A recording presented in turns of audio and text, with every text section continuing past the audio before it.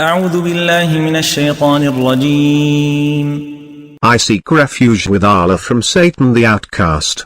ما كان للمشركين أن يعمروا مساجد الله شاهدين على أنفسهم بالكفر أولئك حبطت أعمالهم وفي النار هم خالدون.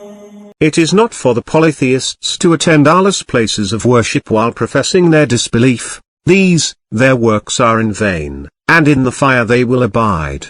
إنما يعمر مساجد الله من آمن بالله واليوم الآخر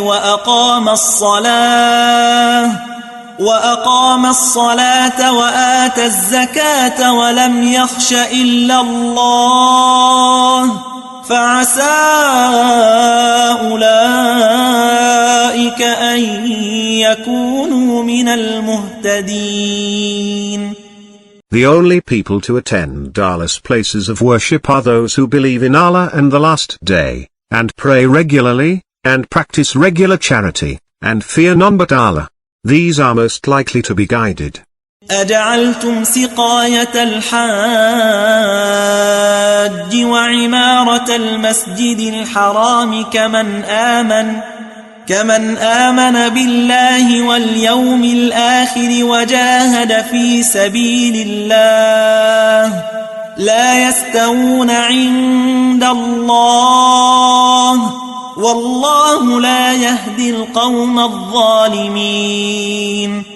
Do you consider giving water to pilgrims and maintaining the sacred mosque the same as believing in Allah and the Last Day and striving in Allah's path?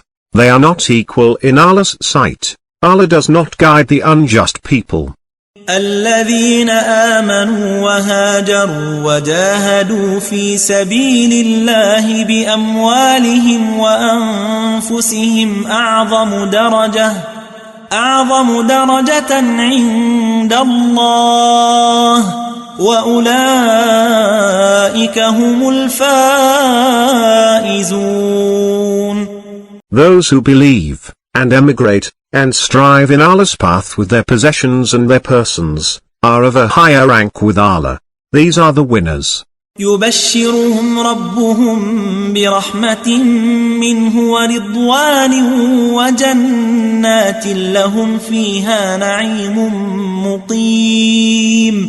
Their Lord announces to them good news of mercy from Him, and acceptance, and gardens wherein they will have lasting bliss.